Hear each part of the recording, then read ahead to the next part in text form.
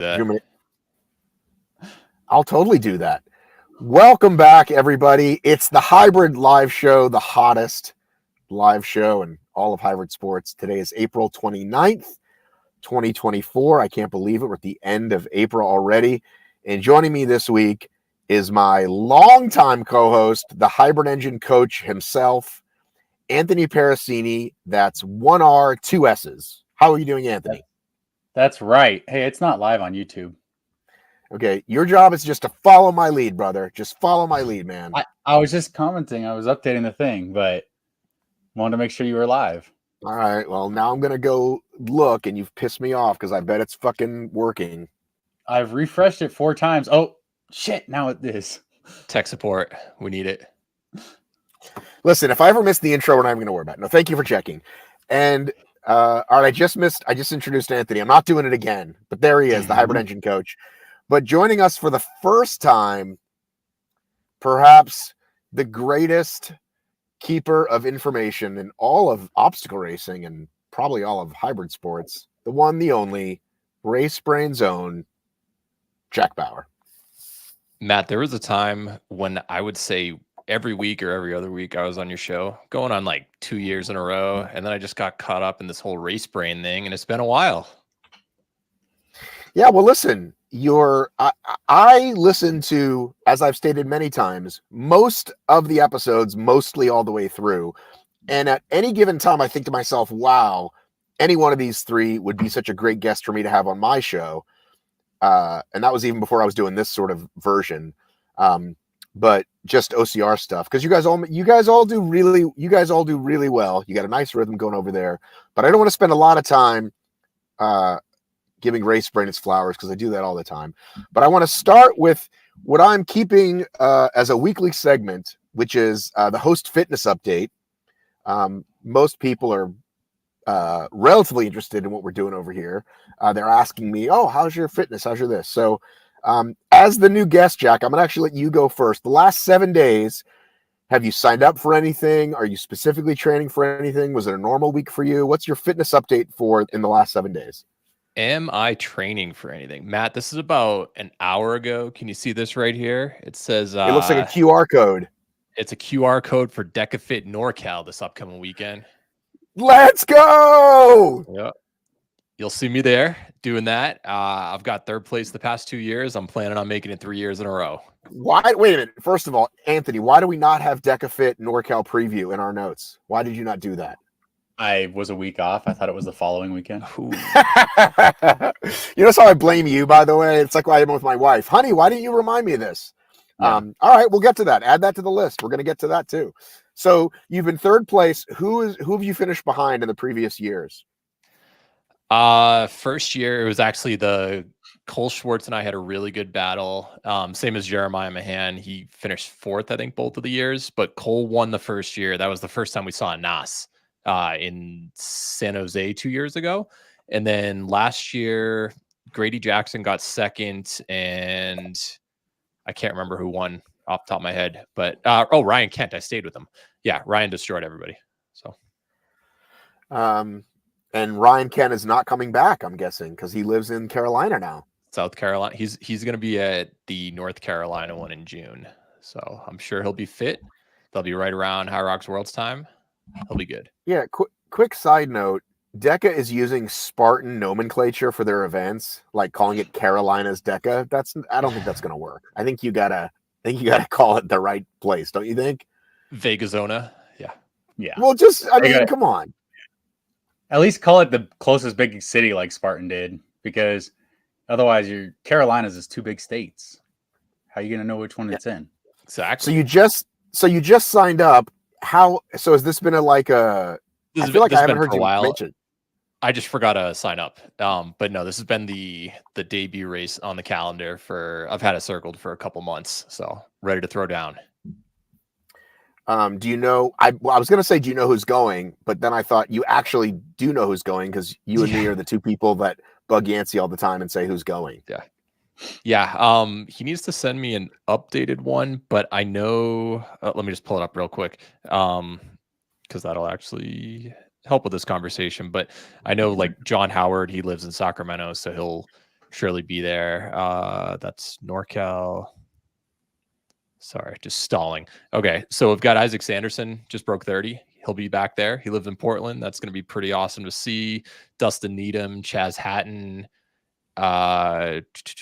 Grady Jackson, Max Fennell, Jeremiah Mahan, Mark Paulzine, who was at Worlds last year, me. We'll have some pretty good people on the men's side.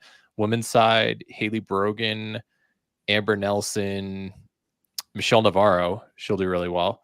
Those are the three that were signed up as of like 3-4 weeks ago. So it might have changed. Yancey's going to give me an updated one, and I'll do all those seeds a little later today, but it's going to be a good race. All right. My main goal is to try to beat his wife's time. My wife's time? Which is You're what? going to go sub 32? Yeah. I mean, I've done it before, but yeah, 31:58 is what Lauren ran 2 weeks ago. Yeah. I was 32:06 at Worlds last year, so I've got to be faster than that. So you got to take 9 seconds off. Yeah. All right, Anthony, how was your fitness this last week? We'll talk more about DEKA shortly.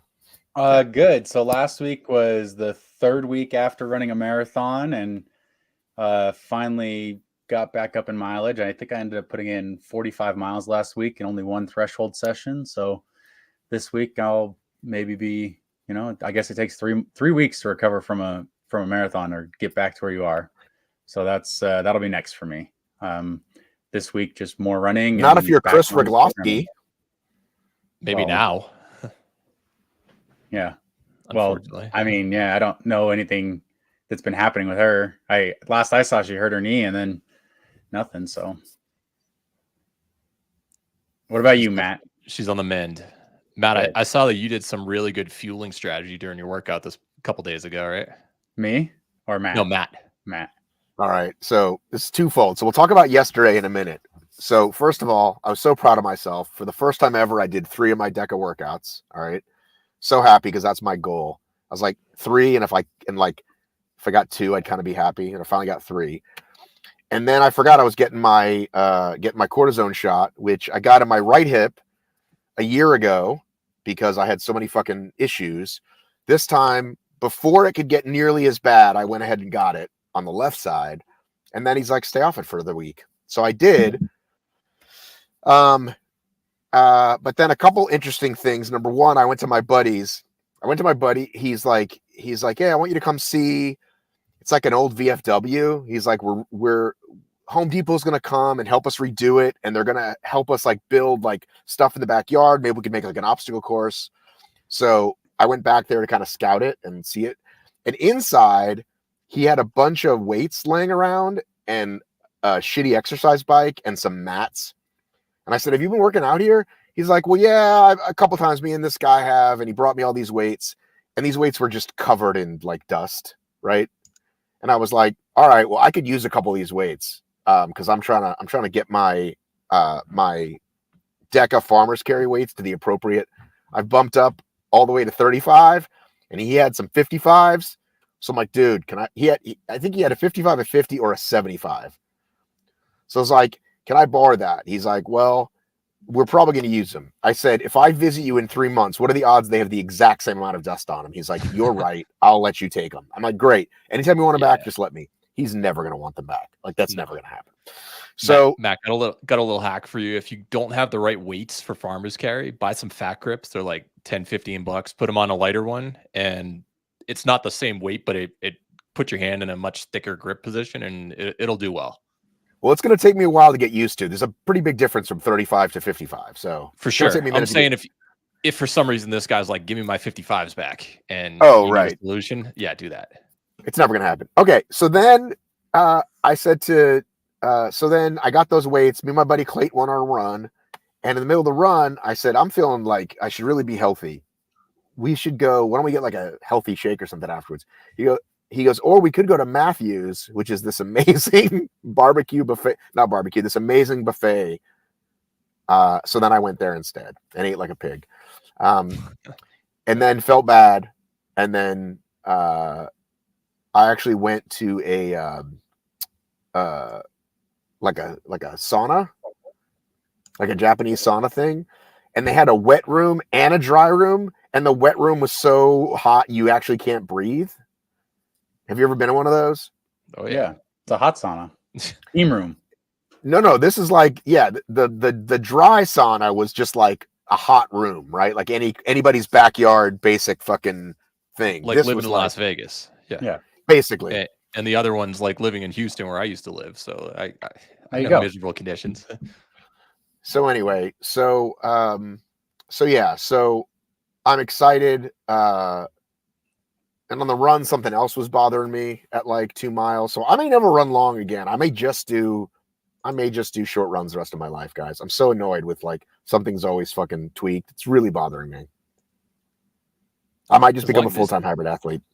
Yeah, I was gonna say, I think we saw the shift. You definitely during COVID went to the ultra route. You started with OCR. Now you're trying something. You are the industry. I'm just Personally following and professionally. following the path. Yeah. Well, now there's a pool thing. I don't know if I'm ready for that. We'll talk about that later as well. Yeah, that's exciting. All right. So let's see here. Hang on. We got to go back to my amazing graphics. Oh, I never get it right the first time. One of these days I'll get it right. Here we go. Oh yeah. All right, here we go. Bam! The Elite 15 update. Sort of. The question came up after the first last chance qualifier. What if somebody ends up not going to the Elite 15? Would their spot come from the other last chance qualifier? Because the Anaheim one needed the extra one. Would it be the fastest person in the time queues? Would it be the fastest person, the next person in line from the other LCQ?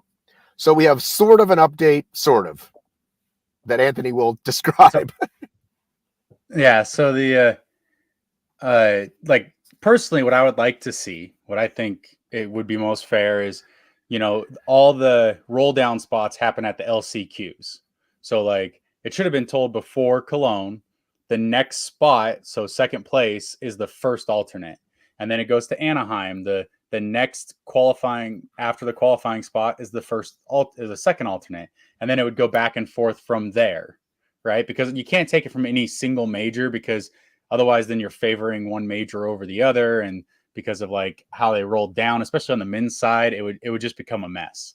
But I believe what is happening is we're talking about the next in line, which would roll down time wise, and you can call it like the JK rule. Whoever has the next best time on site, right? So if they're both those things, then it would be whoever is next. And so here's something a little By crazy. the way, that's JK as in James Kelly, not just me. Yeah. So the next roll down, if it goes by time, now this is going off the current time. So which are we going times from the qualifier or times from the list of major from the qualifiers? list? So this would be top times. This would be top times ever ran, right? Or this past season? This year. Well, within the list. And so that's the question, though. Are they going to use, because the major qualification ranking, like we said a week or two ago, was updated to the 24-25 season, right? So previously for the majors, it had been the 23-24 season. And on the women's side, the top time that hasn't qualified for Worlds already would have been Miriam van Roer. Right now, if you go to the major qualification ranking for 24-25, it says the next top time is Belle McFarlane. So is Belle the next in line to get an invite if any of the women drop? Have her never ran a race this year, could she be invited back to Worlds? They're just backdating everything. Yep. And then after Belle is Jade Skillen. And so she ran that Dubai race, and she was on both of them. Yeah. So those would be like your top three women right now that would be in line for an alternate spot would be Miriam, Belle, and Jade. On the men's side, it's the Berlin race. The Berlin race is the top two people, and sitting in third place in time qualification is Lucas Storath. So the question becomes, I guess we're just back to it, like, will it be time-based? And that's just from the indications we got, putting the question out there last week is, yeah, it looks like it will be roll down on time. We know Jack and Cheryl want it to be percentage of winner, but seriously, Jack, what do you think? I mean, they're not allowing time to be what gets you in any other place so far this season. Why should time be the thing that gets you in this technicality? It should be placement in head-to-head battles because that's what they've been doing all season. It did get you into the majors. I know. Some people. But they had a hard cutoff at top 5, and you only got to race those majors if you had a fast time, but you still had to perform on that day. It wasn't like, oh, well, top 3 plus the 2 best fastest times throughout the season get an auto spot. It's only head-to-head battles, typically 3, sometimes 4, sometimes 5 people end up making it. But everything was, here are these specific races that matter. We're going to have the highest amount of talent at them. That's what determines who gets you there. And I think that they're deviating from that if they decide to go time-based. Well, the question becomes, say there's like an injury, an illness, something, and somebody that qualified 2 weeks out, 4 weeks out, but when they have to like say they're going, pulls out. There's plenty of time to tell somebody, hey, get a flight to Nice. You're next in line. But we don't know who that next in line person is right now. Like, I think Matt agrees, but Jack, maybe you do, that it should be the LCQ people that get the rolldowns. Do you do Cologne as that spot since you already gave one higher spot for Anaheim? Exactly. You level it out just like there was an extra spot from those from the majors. Now, I believe this for anybody that qualified through a major. You just level it out the exact same way their rules already have for the LCQs. If there's an even number, it's split evenly. If there's an odd number, the last LCQ gets more. And you just keep going back and forth that way. But if somebody from an LCQ drops out, it should roll down to that LCQ no matter who's in line. So like, just for the example of like, say Christy O'Connell goes and claims one of those top 4 spots and decides not to go to Nice, it should go to the person that took 5th there, like as if she was not in the race. Okay, so here's another idea. What if you would have been, or if you actually finished 6th, but if the person who drops out finished 5th or 4th or whatever, so you would have gone up at one of those majors and collected one of those spots, should you have had the right to get it? Right, but which major?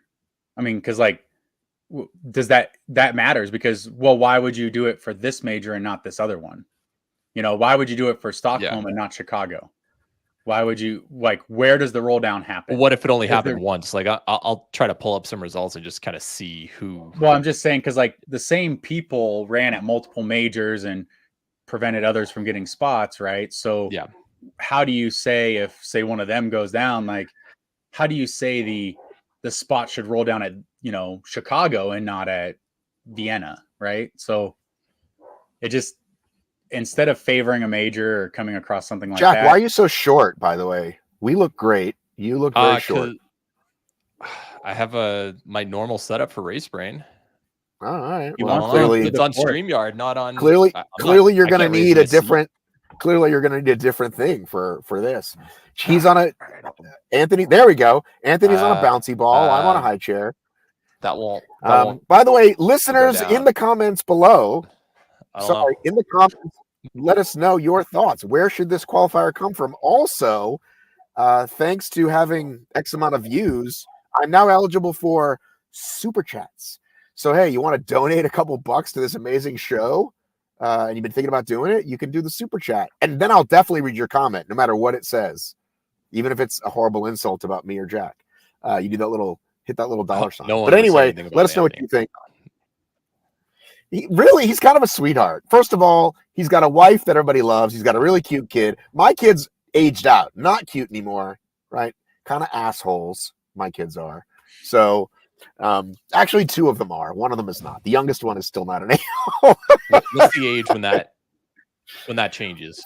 For boys, dude. Boys become kind of dicks, like boys are, pretty quickly. Like you're kind of surprised, like, oh wow, that's kind of a dick thing to say, just like any of your friends. I'm gonna go. So I only had brothers. I'm a boy. I'd say 11 or 12 is right around that transition. Like, is that what you'd say? Having children of both genders? I don't know, Jack's. I don't know, man. River's still really sweet. Middle school. That's when they start to be mean. That's what I remember. Yeah, I something was like thinking that. about are they being mean, or they just don't have a filter? They don't know like what's polite and not polite to say yet, so Well, they I just just say think everything. just yeah, but it's kind of like if you think in the generic terms, how kind of like women will usually kind of stop to bother to be nice about something instead of just being a dick because they don't feel like it. Like if you ask me something and I'm just kind of like not in the mood, I'm not going to say please or thank you, right? Kind of like that. You know what I'm saying? Sure. You've probably been sweet your whole life, Anthony. You've probably been a very well-mannered man your whole life. No, Lauren changed me. To make you were a big jerk before, is that what you're saying? No, I wasn't a jerk. I just was more self-centered versus now. Like she yeah, I would do anything for her. Well, I think So kids usually is the one that kind of drops you out of the complete, oh, the world doesn't revolve around me because I have to keep this thing alive. yeah. Well, anyway, and Lily, I don't even know how to describe her. She's cute, she's awesome, and she has her times that she cries and you just want to hold her and you don't know. I don't know. Dad things now. All right, have a bunch more kids. Have a bunch more kids. That's what I suggest. Okay, Jack, where were we? I suggested 23 so that we could have a full male and female wrestling team in high school, and Lauren shot that down. So Yeah. I forgot where we were on the. We were talking about like thoughts. different qualification things. So I'll just give an example. So right now, if we look at Stockholm, that was the first major of the year. You wanna do a screen share or no? No, it's not. My computer is slow right now because Audrey's on a call, also on a video call. So I don't want any sharing. This is just simply talking. So in the first race, is it wait a minute, just real quickly, is it by chance Here to Party Sports? What is the call she's on Here to Party Sports?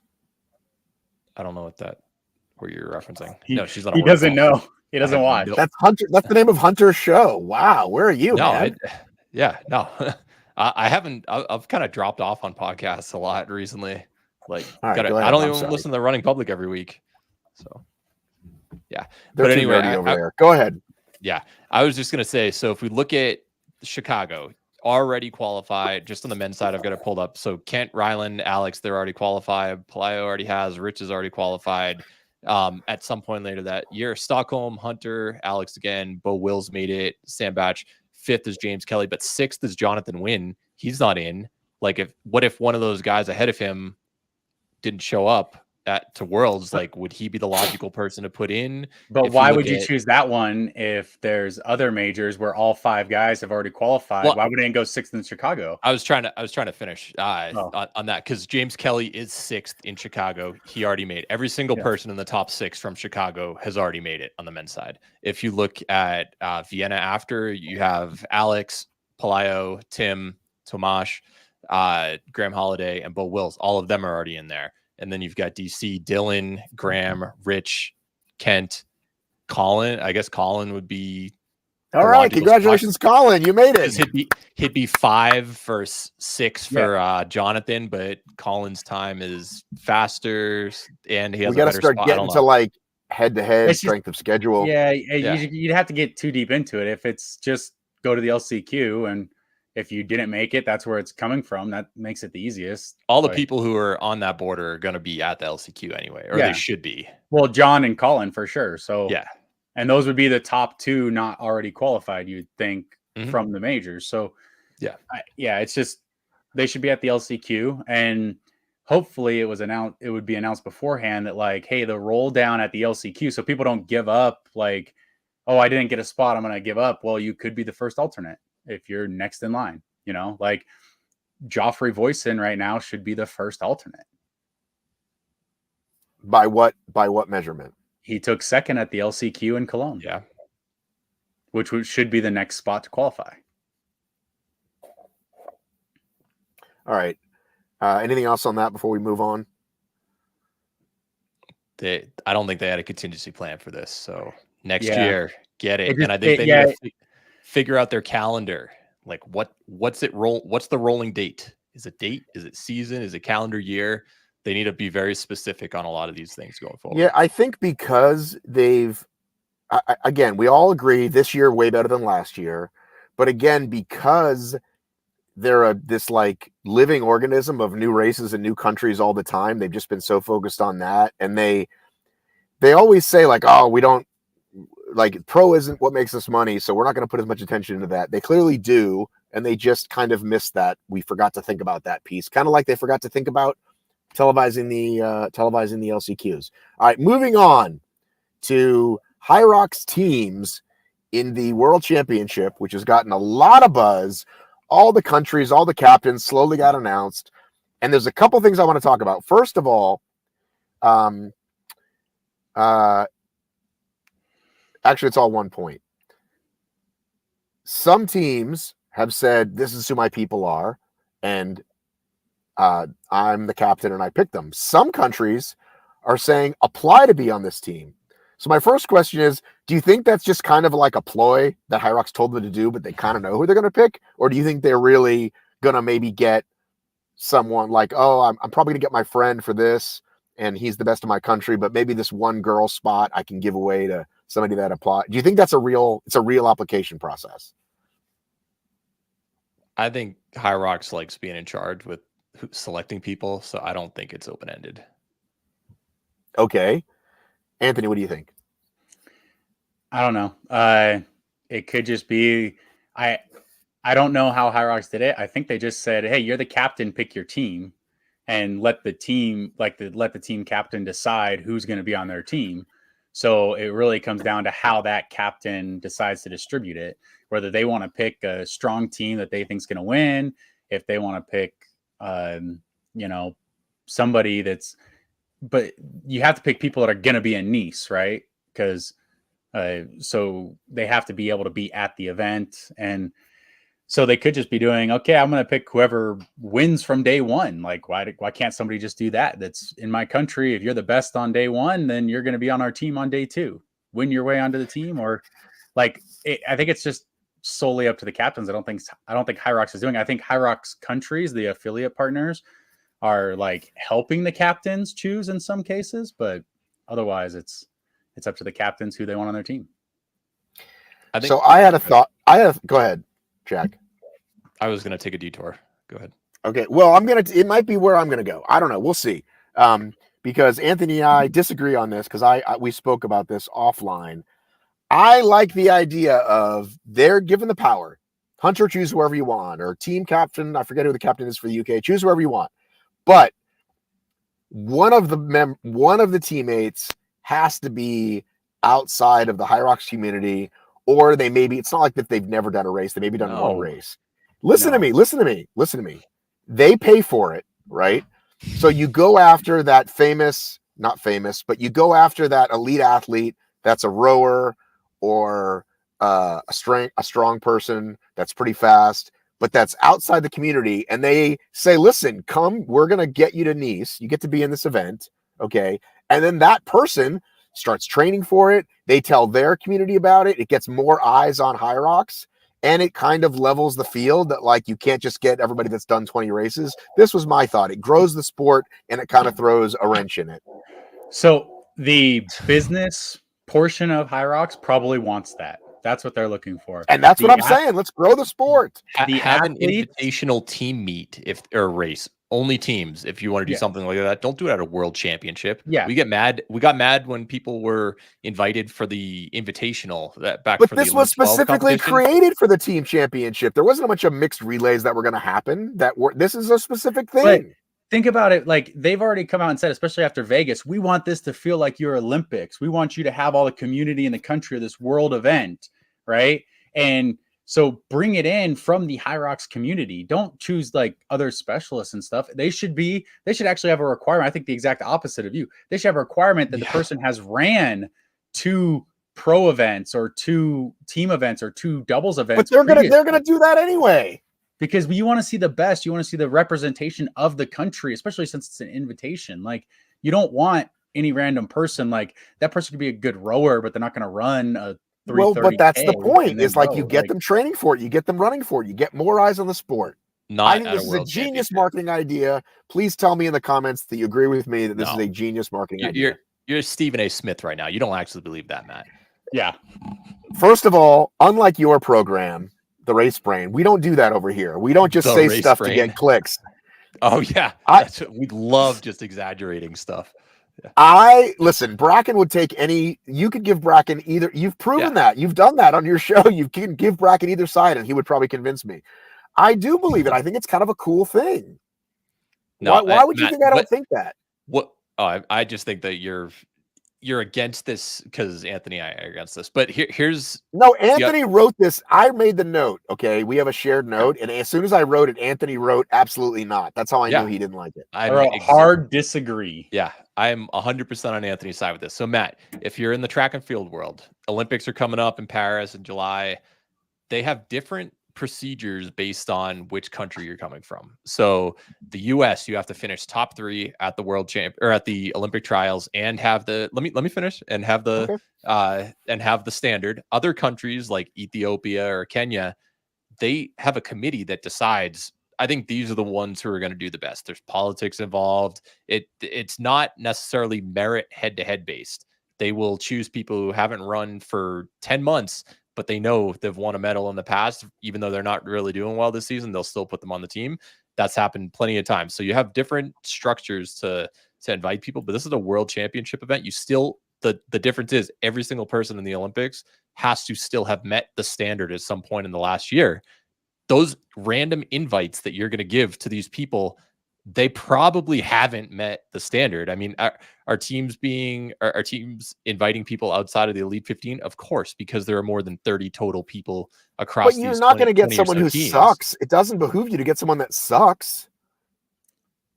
It has no place at a world championship event.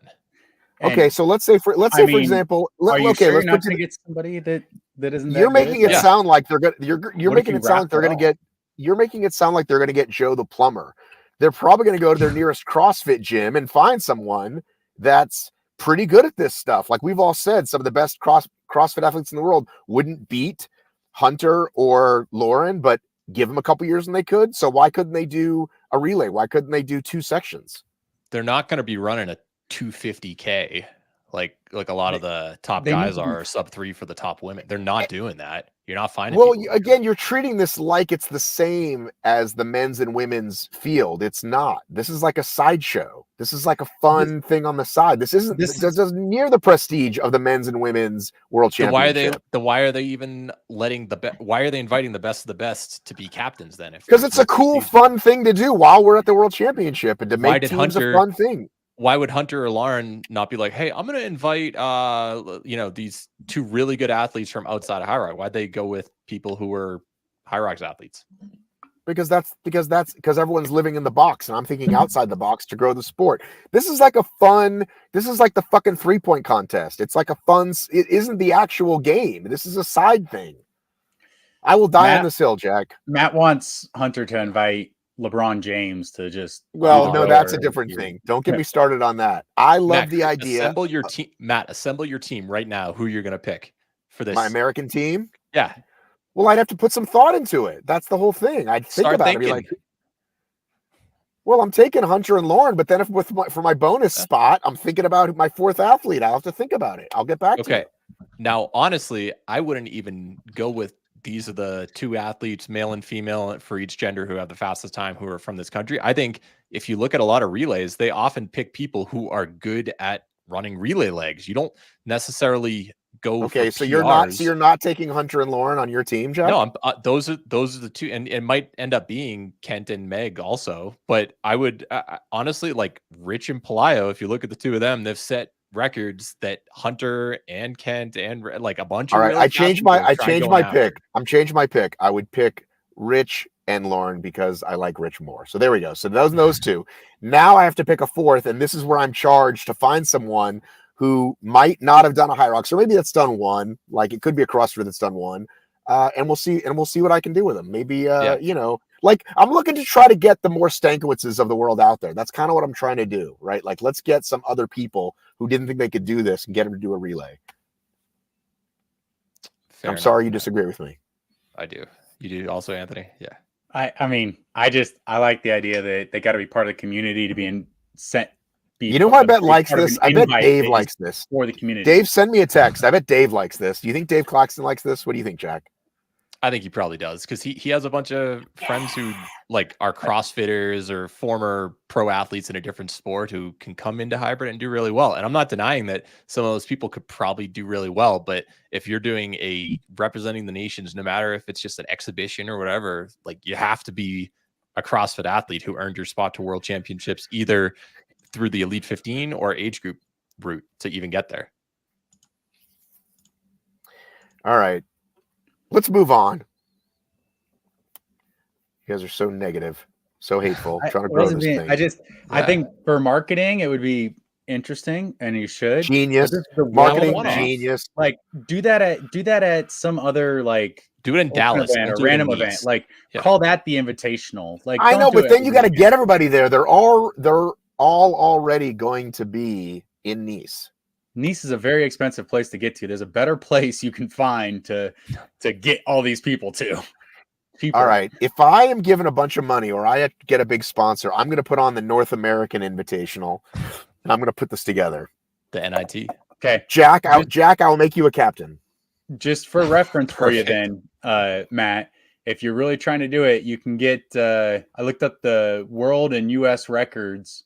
Isaiah Harrison, heavyweight 17-year-old from the USA, has the 1K world record at 2 minutes and 41 seconds for a 1K. Yeah, but if he can't push or he can't pull or he can't even do the skier, give him a shot. Give him a shot, Matt. Yeah, why? Have him run in row. 2 minutes and 41 seconds. He's going to be 40 seconds ahead of the next guy on the rower alone. Easy. So, how much does he weigh? It's heavyweight. So he's over 200. Oh, heavyweight. For men, I believe it's over 200. I think for women, it's over 165. Maybe I got that backwards. I thought it was 165 for men. Is it? Because Dylan's like right on the border. Oh, maybe it could be. I don't have it in front of me. Yeah. I always because I've looked at some of those times and I'm like that's ridiculous that someone that small can row so fast. Yeah. So 17-year-old, though he was 17 in 2021, so he's 20 years old now. USA 241 1K row. Put him on your team. He's probably like 6'7". And he'd probably be really good at the ski erg too. So you could put him on your machines. Yeah. And even if he runs 20 seconds slower, he's 40 seconds faster at the machines. No fatigue either from the run before. Yeah, zero fatigue. And he's gonna hit his world record times too. Yeah. All right. Listen, we're gonna move on to this. We're gonna move on to this Hyrox article. And you know, when my buddy Armin used to do his podcasts and his shows, he would like read these articles and I'd be like, why are you reading this article to people? They can look it up. But I'm going against my own whatever, because this article, listen, I get Google alerts, and every day there's a health and fitness or a men's fitness or a women's health. There's another article about Hyrox, and it's always the same thing. Yay, the latest fitness craze, blah, blah, blah. But this was the New York Times, and they actually bothered to reach out to people, and they got some interesting quotes that I thought we would talk about here on the program. So we're going to the screen here called Is Hyrox the New CrossFit? And the first thing we're going to talk about is, let's make this the whole screen. Let's make this the whole screen. Full screen layout. Hyrox is not the first fitness race to emerge from nowhere and gain a cult following. What distinguish it from fads like Tough Mudder and Spartan, by the way, I posted Spartan numbers today. F you. 15-year fad. I don't know with about your that. fad. But here's what's very interesting from one Hunter McIntyre. Tough Mudder and Spartan are an experience that has a sport aspect to it, says Hunter McIntyre. When Mr. McIntyre would tell people he was doing a Tough Mudder, it was almost embarrassing, he said, quote. Now when he tells people there's Hyrox, there's a level of respect. Usually when you ask someone if they did Tough Mudder, it's like they went with their office, they got pictures and wore funny outfits. Mr. McIntyre said, whereas Hyrox is truly a sport. So we got to stop there real quickly and say that I don't think Hunter was saying that when he was bragging about being a world champion in 25 OCR article, 25 there. I mean, I was like, wow. Did you? I asked you guys to read this ahead of time. Did you notice that quote? Did it jump out at you? Yeah, Definitely. I saw that quote. Did you think that was? I mean, just what did you think? I don't think he's trying to delegitimize what he's done in the past, but I think that he just means that in general, when you think of a sport, it has very defined rules, it's repeatable, same course type of thing. And that's probably where he was leaning at for the sports side of it. He didn't say neither of them were good sports or neither of them were really good experiences. He was just kind of changing the order of his descriptors. Yeah, I mean, it's just like people try to define sports and what qualifies as a sport and what doesn't. What do they think is and what isn't? And it really just becomes like it's not that I don't think he's saying that Tough Mudder isn't a sport, because he'd be, like you said, delegitimizing his own world title, right? Didn't he have that, or his championship races? What's the latest count, Jack? 2 times Tough Mudder X, Spartan 2014 short course, Hyrox 3 times, so 6 times champ. He won USA Broken OCR Skull? Worlds one. Broken Skull, he counts those. Does he? That was like what? By the way, I think that's what the relay, by the way, is like. Relay is like that Spartan short course. It was like, as other things, since everybody's here, let's just try it. What do you think, Jack? Is that a good comparison? No. It was nothing like anything we had done before. People knew it was coming ahead of time, and they didn't go like, oh yeah, how about local trail runner? Why don't you hop in? We know you didn't run the race earlier today, but we're opening it up for publicity. All right, let's go back to this article. So you guys are so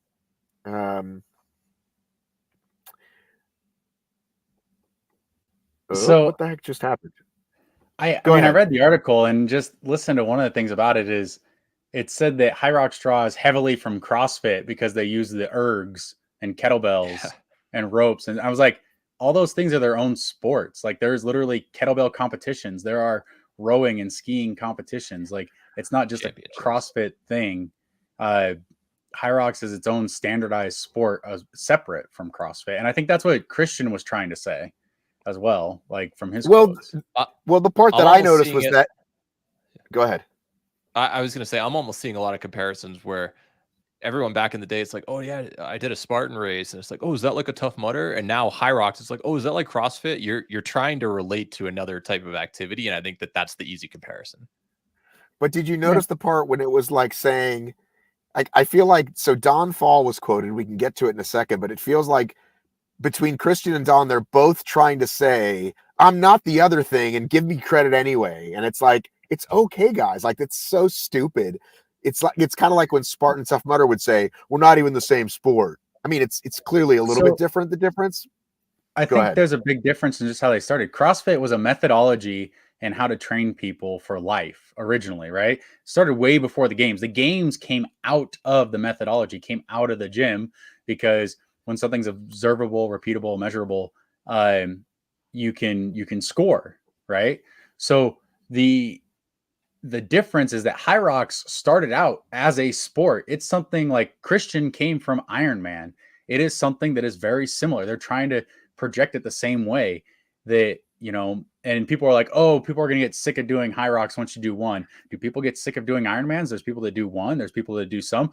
There's people that do one per day for 100 days, right? And everybody goes and joins that guy doing it.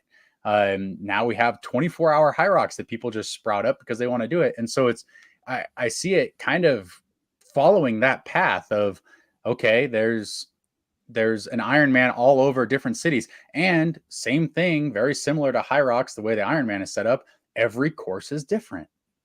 And you now Ironman can have more people at the same time. So you release everybody at once and they just have a qualifying standard for Worlds, but Hyrox has to have a cutoff somewhere. Every course shouldn't be different though, realistically. But why not? If it's a different setup and it's not like they don't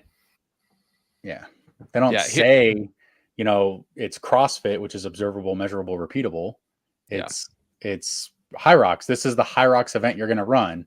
Here's your run into your stations. And it's okay if it's a little bit set up differently because we have different venues. It's okay that all Ironmans are not exactly the same out and back. Like some are loops, some are things. Like that's just how different Hyroxes are, same way the different Ironmans are. And it's, you know, when it's somebody that grew the first sport doing another sport, it makes sense that that's kind of the direction it's heading. Matt, I do have a scroll up like one line on the top of that right there. All right. So many of the racers on the Hyrox podiums are also elite CrossFit stars, including Mal O'Brien. How many races has she done? She did one doubles race and a team race, and Marion Von Rohr. Obviously, she's much more notable in the CrossFit community after what she did in the Open, but prior to like a couple months ago, wasn't really known for her CrossFit. It was more Hyrox. So not great research right there. Well, to me, this isn't the biggest. This is what I like. This is what I liked, though. I like that the guy says, so it's, first of all, you're supposed to capitalize Hyrox every time, just like DEKA FIT. Hyrox claims, yes, Hyrox claims to have more than 250 affiliate gyms around the world. Which athlete, what did I say? 250. Which, by the way, that's not even close to true, right? It's way lower. DEKA doesn't have that many, right? And Hyrox is behind, right? Yeah, DEKA is probably like 400 or so, I think. 300-400. Right, and Hyrox is behind on that. Yeah. Christian and Mo, Mr. I don't know how to say Christian's. Is that Christian's last name? Christian and Mo initially told the Times that about 10% of these athletes were also CrossFit gyms.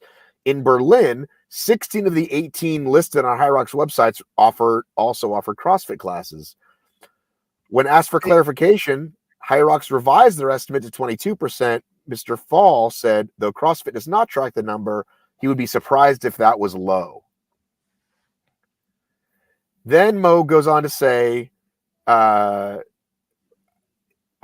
absolutely don't like this conversation. We don't want to take anything away from them. We love their training, but at the end, apart from the functional workhouse, it has nothing to do with us.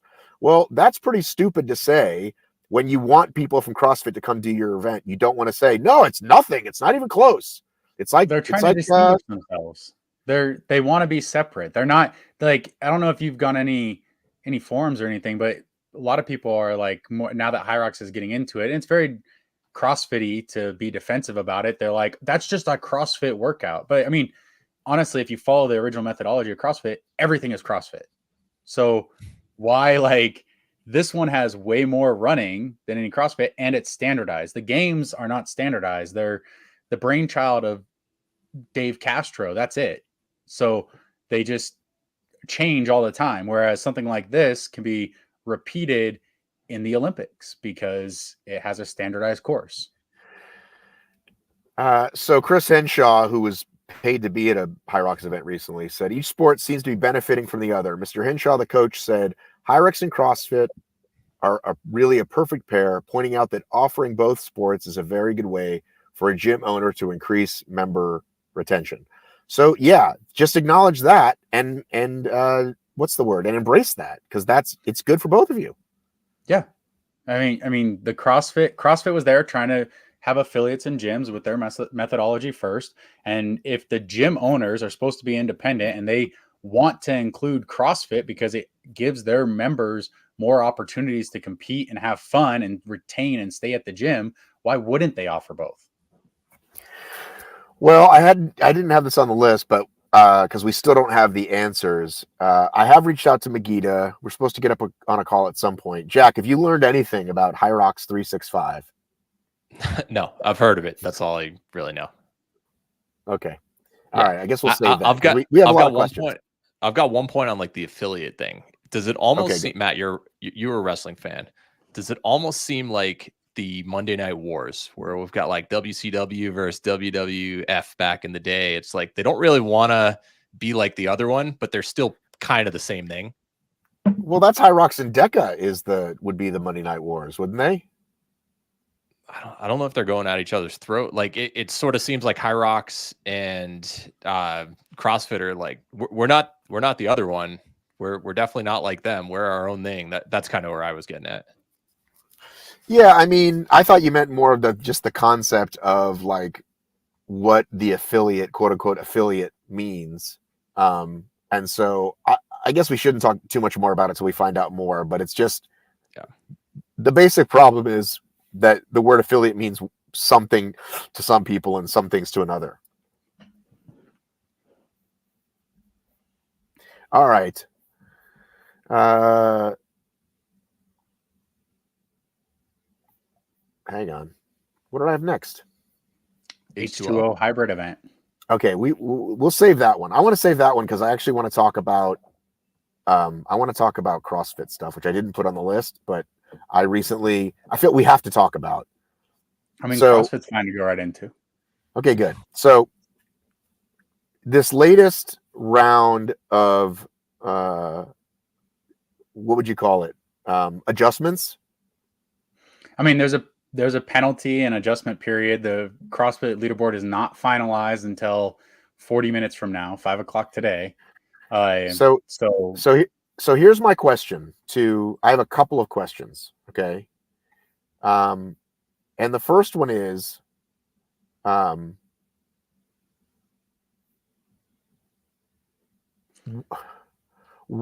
because I'm trying to think how I want to phrase this. This is what it seems like to me, the outsider that looks to people like yourself who pay more attention to this stuff. It looks to me like we usually don't get dinged for this, even though we know it's wrong. So why are you doing this to us now? It would kind of be like if we all of a sudden, it's kind of like people being upset about getting corrected on wall balls because we're finally doing that right. Is that not accurate, that people haven't been doing these things and they've been going way too quick and now they've decided to pay close attention? So there's new rule that wasn't really announced this year. They should have put it out there more, that major penalties can be anywhere from 15 to 40%. That's the piece that's new. It used to be just flat, so it didn't matter. Flat, yeah. So basically before it was, if you had more than 4 no reps, it's a 15% penalty, period, stop, that's it. And so several people were like, well, if I just do bad reps and they count all the reps, I can gain more than that 15%. So I'll just take the 15% penalty. Like, some would do that. Now, additionally, CrossFit in the past, and this might be a few years old, has allowed athletes to go through to the next level because they showed the capacity to be able to do it. Let's not even talk about that. A lot of those athletes just had, 1 million followers, and so they let them through. And it's like, well, they showed they had the capacity to do it, so they were allowed to go through. They were allowed to skip. And if you're a top level athlete and you're mad about getting these penalties, like, you've been in the sport long enough, you should know how to film it. Your coach should have reread the rules. A lot of people are getting dinged because they didn't, like, all of a sudden the head now has to be upright and you can't be like down looking at the box because it puts your head in front of your hips and knees. But even though before that wasn't a rule, like, you got to reread the rules every time. So I have a question. So here's a question. First of all, I'm as dumbfounded at bad angles as I am at anything. Like, this to me is the most basic thing. Like, first of all, CrossFit should say, here's the rule for how you make the video. But second of all, if you're not a fucking idiot, you know that you can't tell form unless you're really close, unless you're trying to cheat and you want to be far away or you want to be at a bad angle. So that to me is the first part. So remember, once upon a time, I think it was a year ago, I said, why do we find most of the information from Dave on his personal Instagram and personal video and not CrossFit HQ? And people were like, you're an idiot. You don't follow CrossFit. That's fine. Because so here we are once again. We have Dave on his channel saying, yeah, we did this. We probably could have done it better. And here's why, rather than doing what Hiller said, which is, why didn't they just make a 1-minute reel on Instagram? That's like, here's the correct way to do this, folks. Well, I mean, it could come back to CrossFit as methodology, not the sport. The sport is the CrossFit Games, and they should have put something out about it. That's what I'm talking about.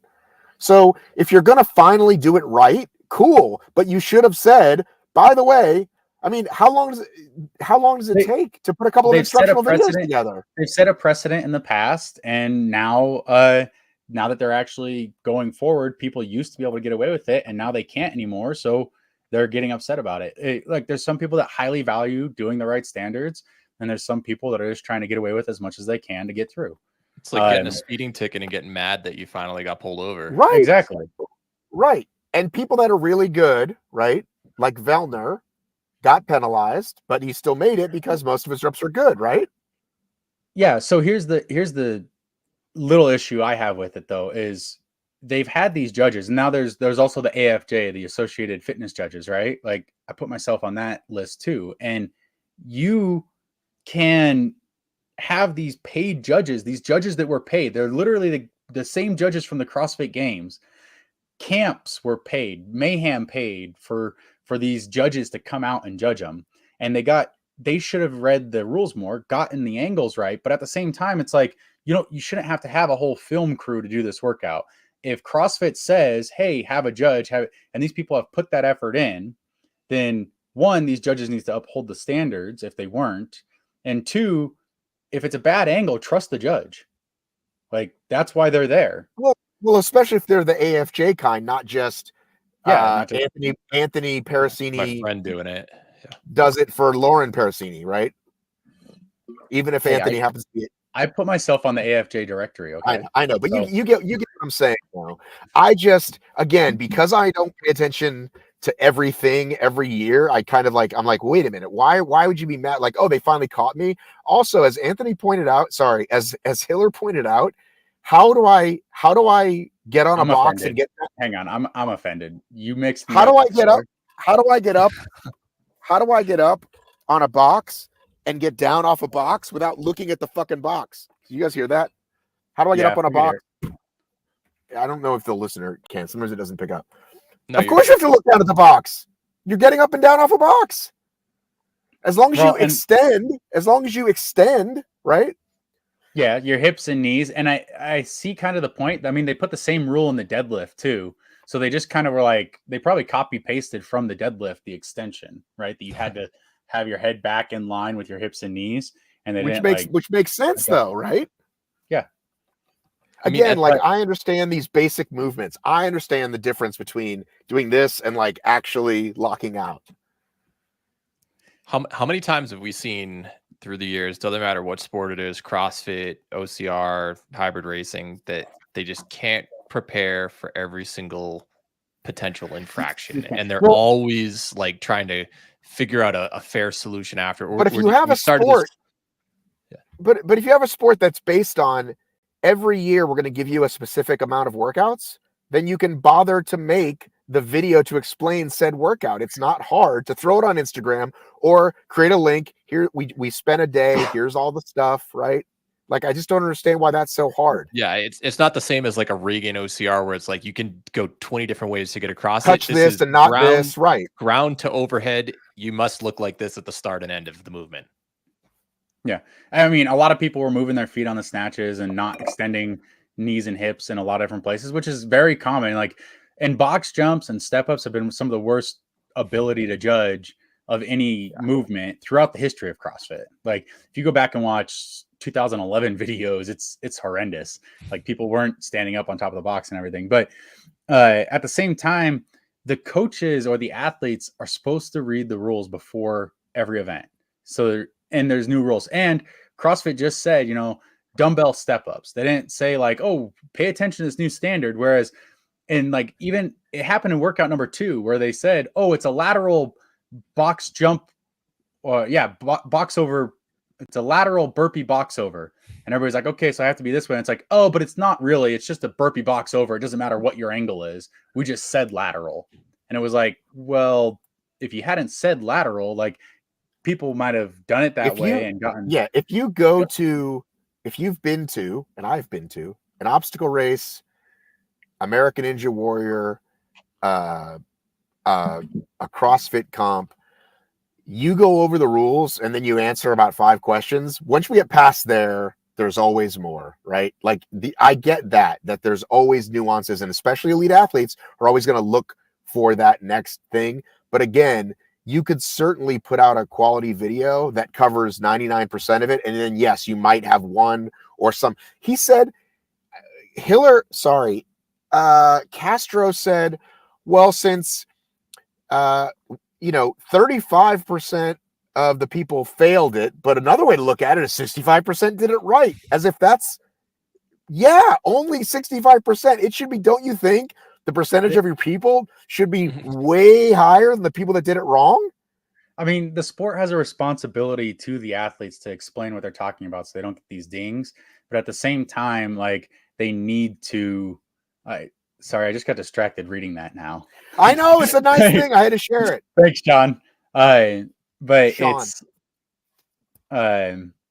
the sport has a responsibility to the athletes to explain what they're talking about so that more than 65% of the people actually do it right. It should be at least. What do you you're think going to have a couple that are. What do you think a fair amount would be? Once you get to, especially that level, not the open, once we're getting to the quarters, which still gonna have plenty of cheaters.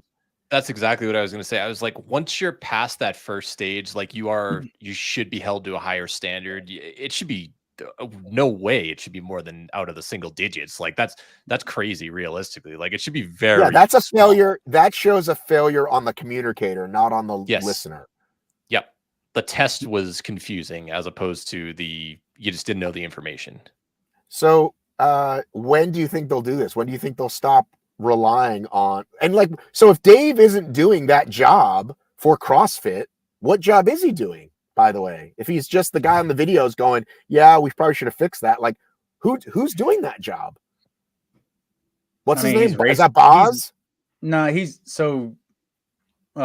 Dave is race director, right? So he's responsible for the games, the direction of the games, and setting it up right. But at the same time, so who's in charge of workouts and explaining the rules? Well, I think Dave and Boz both do it. But one of the things that just seems to be overlooked is, like, you have to think about when you write these workouts, how can somebody mess it up? You almost want to make them as idiot proof as possible, because people, if there's a way to mess it up, somebody will. And so you have to like do that. And you have to run through like, okay, how is somebody going to try to cheat this? Or how can they, if you have the standard, I used to really like when they had the floor layouts, require these floor layouts. Great. That means everybody has to be pointed from the same angle. Plan. It's 10 feet from the wall here. Yeah, exactly. So. Yeah. And I'm not even saying going that far. I'm just saying, here's a good rep. Here's a bad rep. Here's where your phone needs to be. So if I see that and your phone is 10 feet away, we're not even going to look at your video. And then move on. That's what the floor plans used to be, is they used to have like, you must set up your rower here so that we can see the screen, and you have to do this movement here and this movement here. And now this year it was just like, when you do it, set it up however you want, and we aren't going to think about how this is going to be easy for you to film. And they're not bad workouts. They're good workouts. It's just logistically, it gets really hard. And when you put that on the athlete, there's going to be more and more mistakes. Todd Scholos, Froning was known to say, you don't need to make judging cute, quote unquote, make the movement and standards simple, especially in an online comp. If it was step overs, it becomes borderline idiot proof. I don't know why step overs is all caps, but congratulations, step overs. You're all caps. But I mean, and that was something Froning did too. And that was something we were taught when we were like judging at regionals or judging anything else, is when in doubt, no rep. Right. So if you're not clearly hitting the standards, if it's not immediately visible, if there's a question, if you have to ask, is this a full squat? No rep. Like, that was the rule. And especially in live competition, that's what you follow. Athletes are going to be like, oh crap, that didn't count. It happened 3 times in a row. I better change something up. And then they're going to suddenly clean up their mistakes. Yeah. And just like one thing though, taking it back to Hyrox, is I hope they do this in like the events, is make it visible. If it's a no rep, say why, show it's a no rep. Like, we need that visualization. They have to be able to hear it. You can't just be counting and then like not count one of them or something. Like, you need to show it. What if you're in another country and they don't speak your language? Well, visible, no rep. Yeah.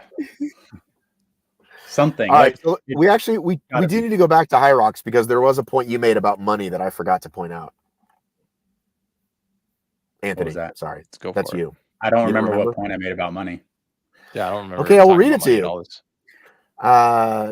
prize purse of $150,000 was announced at the beginning of the season. No breakdown of payouts has been announced for the World Championships. What do we think they are? Let's speculate. My favorite game. Just Yeah. Well, guess, I was guess thinking that prize money. right. We've So seen it in I was- OCR for like a decade. It's my favorite game. You know what my favorite game show is? Which one? It's time to play everybody's favorite game show. Not so fast. All right, go ahead. Yeah. What do we think? Well, what I was thinking is 150,000 was announced at the beginning of the season for the Hyrox World Championships total prize purse. Question: does that include the 20,000 that is now going to the team invite? So is it really 130 or is it still the 150? Surely it's purse. Everything you subtract Right, stuff out. But we weren't told beforehand there was this team elite invite, and so that takes does that take $20,000 out of the purse, or is that added afterwards? Let's assume it's part of. So it's part of. Okay, well then what I have messed up, because I was assuming that they were just going to do 3 times one of the majors plus like a third, and that rolls down to like do you have this drawn somewhere? Can we share your screen? Because I'm not good at math. No, I don't. I mean, I could write it up, but it would take me like 5 minutes. 5 minutes? Yeah. What's the breakdown? I bet Jack could do it right now on Excel sheet. I could do it right now. I'll open Excel. But okay, keep talking. So what's the purse? We've got 150,000. Obviously, now we're taking out 20,000, so it's 130 for the male and female elites. I'm going to assume they're paying all the way out to 15. I'm also going to assume it's the same almost percentages as the major races were. Yep. So they're given like the same amount of money for the same or for multiple places, right? Yeah. Well, I would assume 11 to. I did it earlier. I think 11 to 15th would be like $1,000 each, something. Yeah. Yeah, and then, but I had it as a total of 150. I didn't take the 20,000 out when I did it. Okay, so basically 65 per gender, 65,000. Yeah, 65,000 per gender. Can you share your screen, Jack? Yeah, I made an assumption just based off of last year and what those numbers were, that if they go to 25,000 for first and 15 for second and 9 for third, I think. Present screen share. Okay. Yeah, but if you just use the major qualifications, which I can pull up the major. Is it letting you, Jack? Yeah. You see that right there? No, we don't see anything. We don't see anything again.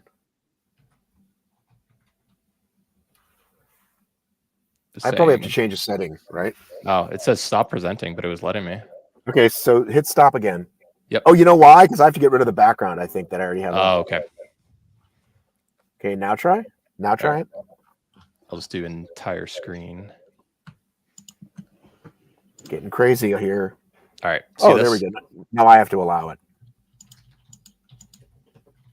Okay. So this year the majors had 6,000 for first, 4,000 for second. Was it 2,500 for third? Okay. And then like 300 for 11th through 15th, right? I don't remember exactly what they were, but the total for the majors was 42,000 a piece. 42.5 right there. Well, okay. I'm doing per gender. So if we do, let's say 5,000, 4,000, 3,500. Man, we're gonna have Jack on every week. This is awesome. Oh, that's within $1,000 right there. Yeah.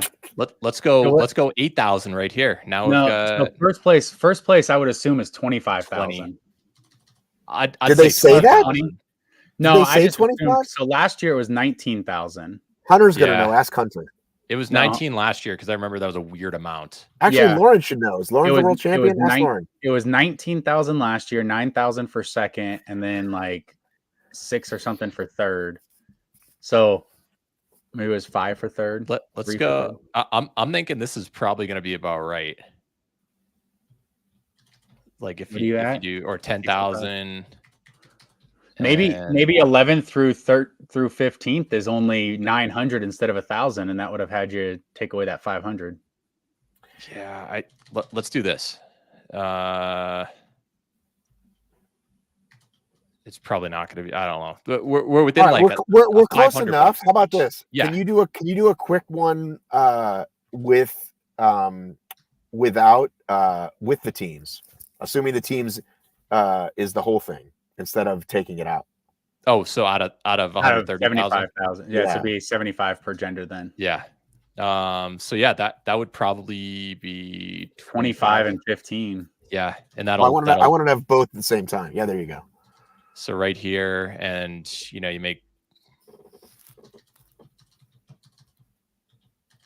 boom, 150,000. Like if you do something like that. All right, I like it.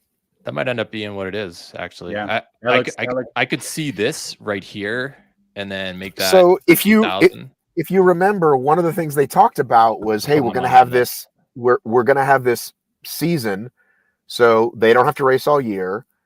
They're going to have the majors that have money, leading up to World Championship that has money, and turning this into a quote unquote pro sport, along with sponsorship. So I think that's why they want to make it such a big payout. That's why I think it might be 25, because then they could say, hey, we're a real sport.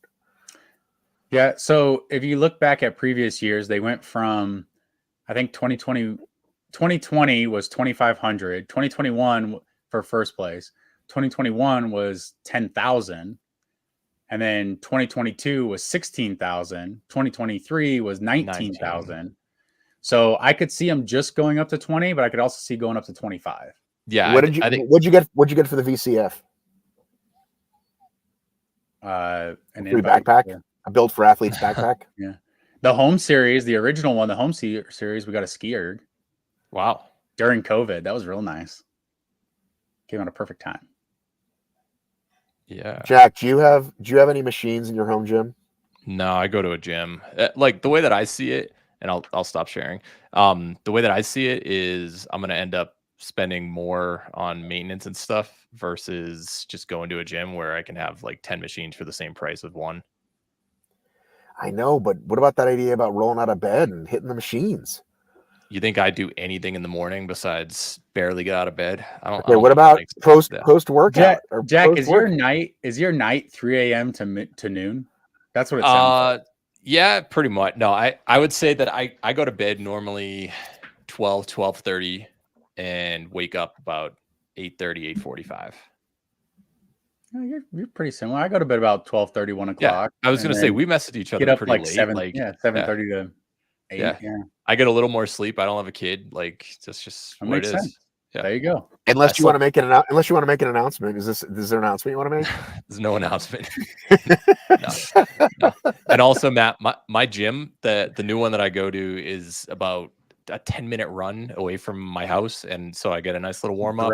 Go there, and uphill on the way back, so it's nice and slow to make. Are they aware of your accolades though? Do they know who you are? They will be after this weekend. So yeah. Are you gonna bring your flag in for them to hang up? Yeah, that's a cool new. Do you like the ram or do you like the flag? Because flag all day, I man. love the flags. You can hang them. Yeah, couple times I've had to go through the airport with those rams, and it's like they want to confiscate them. They're like, that thing's a weapon. I'm like, no, it's a workout. In my hands, it tool. is. Yeah, exactly. Yeah, it's no, I you could knock down the door the door they lock now. You can ram it through. I love the flags because you can roll them up and put them in your suitcase or your bag or something. Those big cardboard things or the rams or the other things, those are hard to like maneuver around a lot. Yeah. The flags are fantastic. Yeah. I mean, like literally last year's race right here. You think going through the airport after doing a race is fun walking around with this thing? No. Airports are big. I don't want to walk around with that. I think the World Championship you should get both. I think World Championship you should get both. So coming back from DC, I had both of Lauren's checks and I was holding them. And so I had a $6,000 and $9,000 check. I'm like walking through the airport and on the airplane and sliding it in the overhead bins. And I kind of keep them together. I don't like people looking at them but especially because I'm carrying them. It says Elite Women. We had separate flights and they're like, what? But first place woman, what? Yeah. So, yeah. Are we going to go on to the H2O hybrid now? I would love to. I would love to talk about the H2O hybrid. Not the Halloween movie, the 20th edition, H2O. The 20th edition, yes. So let's go to bam. Look at that. Oh, damn it. Almost. I have their leaderboard and their workouts up. was able to find them and pull them all. Perfect. I would love to talk about breakdown. that. So first of all, there's an event, there's a place called Deep End Fitness where they train you this way, and there's one in San Diego, and Laura Gordon is, I think, the race director for this event. So I've seen posts by her and this gym over the last several months, and they show people underwater with fucking, doing heavy work, and I'm like, this looks super cool. And then sure enough, hybrid athletes Corinna Coffin and Carly Wopat, with a third guy who you'll tell me because I'm not looking at it, entered the mixed co-ed division, and they ended up coming in second at this really cool event. And I thought, this is really cool. I'm excited that anybody's doing more hybridish events, even though this one obviously is not attainable for everybody. So yeah, let's talk about the workouts. What was the first one, Anthony? Okay, I'll get into that. I really like this event as itself because I like its water hybrid, and I think swimming definitely should be part of hybrid.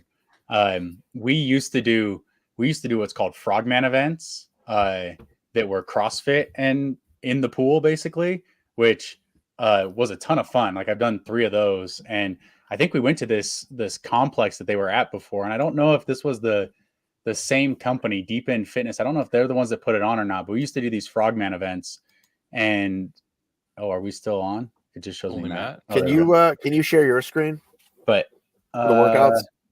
Yeah, give me a second. Let me see. Matt, you need to disable your screen. I see the white background. It worked when it was all black for me, so you need to disable your background thing. There you go.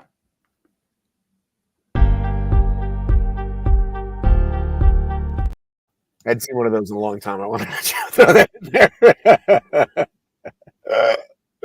There. So this is the H2O hybrid. And I'm very curious about what they did. But I like how they called it hybrid, and it wasn't all at the pool. It was a big, good mix. They had a field, a track, and a pool, and the different events. So we would go to workouts. Workout 1 was the weighted hardest mile. They did, as a team, 400-meter burpee broad jump, 400-meter tactical bear crawl, walking lunges, and then run holding a rope together. And there were a lot of teams here. You could have an all-female team, you could have an all-male team, or you could have a co-ed. Actually, I want to shout out 2 of our members on the hybrid engine because they won the female division. Oh, is it Cece? Cece Garcia and Jessica Dunn. Let's go. They won for the women. And then I forget who won for the men. I saw their name somewhere, and I don't. All right. I do have a question. Got a leaderboard right there. Tactical bear crawl. What is the judging like for tactical bear crawl? Probably just all 4 on the ground, as long as your knees and stuff don't touch, I would assume. So as long as you're not galloping like a gorilla.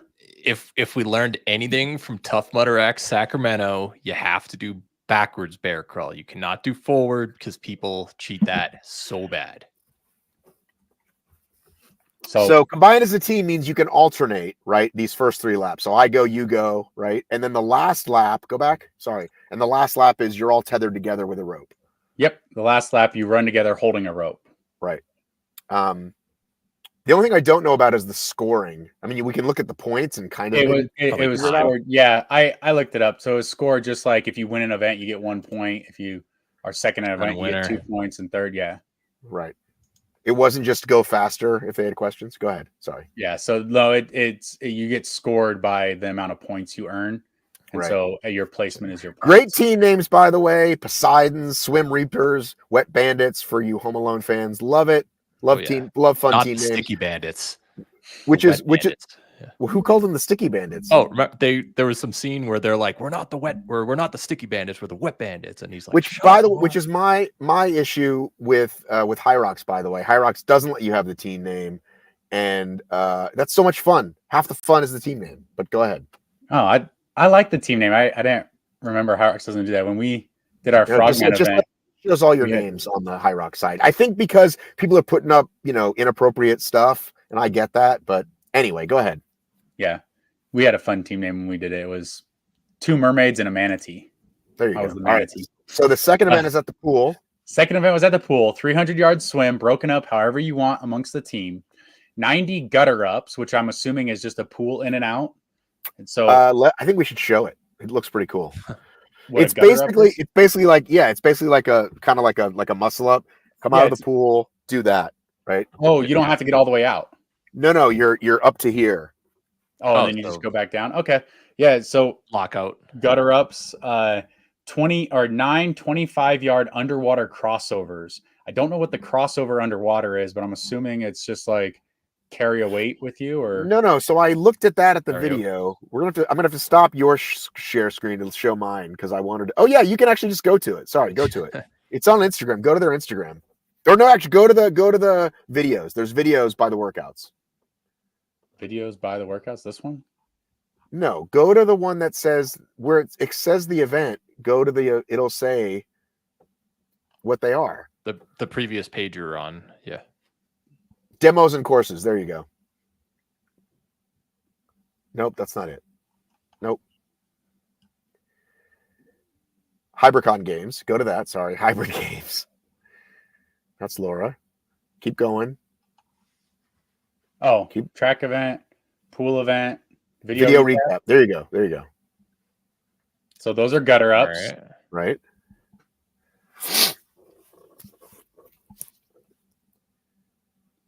So 300-yard swim as combined as a team.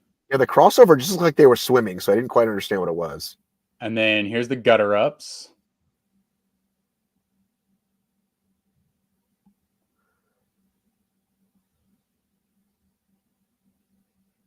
Do you have to cross? I think it's just one length. You have to cross over. You have to get all the way over without. Ooh, but look at this. Look at this. Underwater sandbag carries. I think you have to get all the way. The crossover is just you have to get from one end of the pool to the other without breaking the surface. So you can't breathe and you have to swim. Ooh, look at the tandem swim. 25-yard tandem swim combined as a team. That's crazy. Wow. Nasty. It looks like fun. Anyway, who would be your guys' team if you were to make an ultimate team Vivian, for this event? Alex, and Lauren. Alex, who? Rontovic. Oh, so you're making a co-ed team. That's a good one. Yeah, Vivian, Alex, and that. Anthony wanted Calypso, I think. Oh, Well, I would have said if it's all women, all women team. I would say exactly. Vivian, Calypso, and Lauren. Jezebel Kramer was also a national level swimmer. Oh, really? Yeah. Okay, you also have to get one teammate that's never swam and that doesn't know how to swim. Why? We did that. That was me on our team previously. I'll get Eugenio from Mexico. Yeah. Who almost drowned during the national series. Oh, is that? I thought you were talking about the other Eugenio. No, not Eugenio. Eugenio. Godinez Romero. Okay, so that was event number two. Number two. The GoRuck sandbag wad was event number 3. So this is on a field, and they had to do a 50-yard GoRuck sandbag drag and pull with the rope, 100 GoRuck sandbag ground overheads, 150 sandbag squats, and a 200-yard GoRuck sandbag carry. So like a half marathon. So, and the weights, by the way, weights were same for men and women. Oh, really? Yeah. Wow. Nasty. So that's pretty good. And then there was a track and pool combo. And so on this one, they had to do an 800-meter jerry can. So basically a farmer carry broken up however they wanted for 800 meters. And then they stopped the clock and they got to the swim lane. And then they did this 10 burpees, 25-meter underwater sandbag carry, and then surface med ball to pool deck. If you want to go see what that one looks like. Oh, they don't have a video for That's probably like it sinks to the bottom. You have to get it out of the water, drop it back in. Oh, that makes sense. Yeah, the ball goes to the bottom. Yeah, gets to the pool deck. Swim up. Yeah. Maybe it was like 3 or 4 different size med balls, and you had to pick one up. 100 pounds. But even the swim events, it's not like you have to be a swimmer. Like you could get, as long as you know how to swim, you could get your friends from the gym and do this event. Yo, yeah, you could absolutely do the event. But tell you what, those swimmers can beat the pants off you if you're not a swimmer. Oh, yeah. Like when you're going just in 100 yards, they could beat you. Like right. But I'm saying like if you want to do, sometimes you go to a comp to win. Sometimes you go because it's like let's go have fun and see how we do. And so I'm saying like it's not restrictive to you only have to be a fucking, Michael Phelps to get in there. Yeah. So Cool event. And they had prize money. I think it was 600 for the winning team. yeah, So I mean, it would have been cool. It'd been neat if this was like in the summer, maybe after Hyrox Worlds or something. I would have been interested in going and doing it. Like, I'm sure a lot of other people would have too. early word is they are going to have it again next year, but we'll see. But yeah, I thought it was super cool. Yeah, I like it. It's a difference. I remember back in the day, I was looking just random OCR events, and I thought there was one in Sweden or somewhere in Scandinavia where it was a water-based obstacle race, and I thought that was really cool. That's awesome. I like things that have like that gimmick like that are just like, we're going to do all your hybrid stuff you always do, but now we're putting you in the water. Yeah. Okay. Like, as long as that's the intent behind it, Yeah. It was like you swim 25 yards and then you have to climb up and over a cargo net and then go back into the water and then do a rope climb out. Oh, I know what you're talking about. I think I know what you're talking about. Yeah. Hey, cool. Another note that I have that I was back in the Hyrox topics is I did confirm the actual weight. We were talking, there's been these photos taken and what are the weights of the sleds? And Anthony said, well, how could the poles weigh 25 grams? And they do. Grams? So, sorry. What do the poles weigh? Half the weight of the sled is the pole. Really? So if it's 55, so if it's 50, right? If the sled weighs 50, the things weigh 7.5 each. Oh, you don't have me up anymore. I was going to Hyrox or the center website to show the spec. Right. But I don't think they have the poles separately. The weight, 50 kg, 110 pounds. But it doesn't say. It just says materials, frames, and handles, right? But I asked Hyrox, and that was confirmed to me. Okay. That each pole weighs 7.5 because that equals 25, correct? Or 7.25? 7.5 kg is. That's like 70 pounds for the four of them. Well, 7.5 kg is more than. Yeah, that's 30 kilograms total. So that's about 66 pounds. Whatever 25 divided by 4 is, guys. Oh, 25 divided by 4. 6.25. Yeah, 6.25. So that was the question that everybody had because the sled pull, they removed them. Yeah. They've got to be pretty. They're definitely hollow at that weight, but I don't know. That's interesting. That's how much they weigh. Thanks for the math help, Jabari. Glad you're still with us, Jabari. Yeah. Killing it in the comments. The last note would be you mentioned the rankings are coming out. Is there anything you wanted to say about that, Anthony? Has anybody done their rankings yet? I know you sent it out today. I don't think there's going to be much change. It's just, six of us? 6 guys' opinions on other fit athletes. Is there any half of them are here? Yeah. Is there any female talking head or somebody you can get to vote on these as well? I've asked a couple and have been turned down, but we're open. This. So if you're listening to this and you'd like to be a part of the voting panel, I mean, Rich is on the panel and he's an athlete himself. He's pretty unbiased. Puts himself first every time. No, I'm just kidding. No, he does not. I know. But yeah, we could definitely reach out to female athletes. I'm sure it'd be plenty of people. Should the athletes be voting on it, or should it be? It's better to be all media, right? But we don't have a sport big enough that some of that media isn't athletes. I mean, Jack himself is going to be 3rd place this weekend in North Carolina. Oh, sorry, in NorCal. Do we want to say anything else about? Is that going to propel you up into the rankings, Jack? I don't know. This year, I would say we heavily weight Hyrox, so I don't see myself moving into the top 20 on this leaderboard unless I do something stupid special in DEKA. But I think I'm in PR shape right now, so we'll see. Nice. Well, I do think so. The question comes up is like, what's a hybrid athlete? And I have gotten on most of the panel before for being like, you only care about DEKA and Hyrox, and I've said, well, it's more than just those two particular fitness races, right? So, however, let me just say something. So, for example, I had Carly pretty high because she hadn't showed up a lot but the events she showed up at, the hybrid events she'd showed up, right? Go Ruck and Hunter's thing, she had done really well.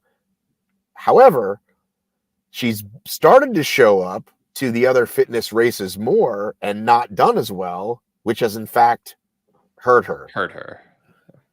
Like, it, in my opinion, it does bring her down a little, because that's where the best quote unquote fitness racing athletes are.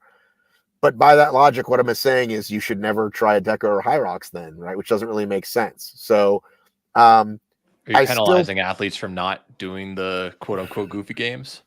So, well, it puts us back to, though, where do you put a Jarrett Newby, right? Who's like this amazing hybrid specimen, but like isn't going to win Hyrox. So here's the question. We have the rankings. Here's how I think of them. The top people, if you take Hunter and you put him in a DEKA, is he going to do poorly? If you take Hunter and you put him into any of these other hybrid events that we do, is he going to do poorly? Is he going to lose? No. So that's why he's at the top of the rankings, right? Right. And that's the same thing. Like if you took Hunter and you put him into the RX1 event, he would still do well. And that's how you should rank them, right? So it's not that like the best people aren't at these other events. It's just that they're focused on the ones that are rewarding them the most. So that's the ones they're going to do. So where do you put Jarrett and Carly, who could probably win all of the quote unquote we say goofy, which is incorrect, but just mostly strength based, but some hybrid-ish. So might have a goofy thing thrown. Spin-off events, non-series races. Might have a goofy thing in there, like wrestling or fucking water bobs, but for the most part is a strength and endurance speedy thing. So when I do them, if there's a wrestling in the event, I toss the event. It doesn't belong. And you come from a wrestling background. And I come from a combat background. Exactly. I wrestled for 13 years. It's if there's that in it, it's not a hybrid event to me. Now that being said, I think Jarrett's really good. I rank Jarrett up there as well. But if these other athletes that are currently just doing Hyrox were in that event, would he place in the same spot? Or where do you think he would end up? And that's kind of how you rank them. Jack, your thoughts? You're going to have to find out when the rankings get released this week, right? Oh, boy. I want to pull up. On it. Yeah, I was going to say, I was trying to find the post that I sent, or my rankings that I sent you last time, because that would actually answer the question. Yeah, in general, I don't give as much weight to it, but I think if you were so dominant in one of those one-off type events that we call goofy games, like if you really showed yourself against athletes who we typically see doing well in the bigger hybrid events, whether that's CrossFit or DEKA, you deserve a spot. And I think that we definitely tend to rank people a little bit more on the endurance side. You have athletes like a Kevin Gregory, for instance. I think only 2 of the 6 panelists even put him in the top 20 after he owned the weekend at DEKA Worlds last year, for instance. So I feel like there's a little bit of interpretation on what goes into what makes an athlete really good at hybrid. But yeah, I don't know. I think Jarrett, if you have every single athlete who does goofy games, also attempt DEKA and attempt Hyrox, he's probably 15 plus or minus a couple spots in the world. So on that though, when I do the rankings, DEKA Strong is not part of a hybrid event. There's a hybrid event would be about 50-50. So DEKA Mile and DEKA Fit mostly fit within that range. So I'll rank it on that. But a DEKA Strong is a separate event. So it's not categorized in the rankings. Although I think I still did put Kevin Gregory in there just because it was an awesome performance. Yeah. And he still did well in other things, and he did well in the team events that were multiple. So yeah. And it also, you have to look at the calendar a little bit. It's like Hyrox Worlds is coming up. We're in the middle of the season early on for DEKA. You're going to put a little bit more weight towards Hyrox because that's what's relevant at the moment. Yep. Hang on, I wanted to pull up and I've got about 5 minutes left, Matt. I gotta hop back on. How dare you? It's still work time here. Well, yeah, work just ended. A couple of civil engineers playing hooky. I just block out my schedule and then I work later at night. That's exactly what I'm doing. I mean, but come on, Jack. There was a time that I would never be on a call. It's 7 p.m. Eastern, and I'm still here. I don't even know who you are. I know, right? Yeah. I'm a hybrid athlete. I stay up late for podcasts. I mean, it's amazing. I'm a new person. Yeah. So let's look at. I was trying to pull up like the 15 through 20 males. Do you have it handy? Do you have the list handy? I can't find it. I thought it was a post, but I can't find it. Like the current. I know my votes last time. I've got those pulled up, but I don't have HFM article. Oh, God damn it! You're Jack, the one who you're you a faster compile them now, so I'm irrelevant these days. I know, but you're a faster screen sharer than me. I just have to say I liked it when Jack compiled them because then I could just look at my old ones and like exactly organize it. Now I have to like write everybody's name in and I don't remember everybody. And then I'm like, oh, I forgot. I just wanted to take Jack out of the equation. A, he's got enough on his plate, and B, if there's a change, then it's like a 12-hour layover. Matt's always up at like 6 a.m. and he's like, hey, I need this done. And I'm like, I'm not awake for 4 more hours, buddy. This isn't Jack's like, I'm just going to bed. Yeah. Jack, seriously, can you pull up the last men's? Yeah. I can't find it, even though on your own website? On my own website. I'm just slow. That's not I'm good. I'm just slow and bad. It's got to be on that. There it is. Top 20 men. Men March. Okay, you've got it. It's actually that's March, not April. I have my top 20 from April. All right, so here's 16 through 20 at the time. Lucas Storath, Dave Magida, Kevin Gregory, Jonathan Wynn, Nicholas Riker. Seems about right. Like people who just missed the Elite 15.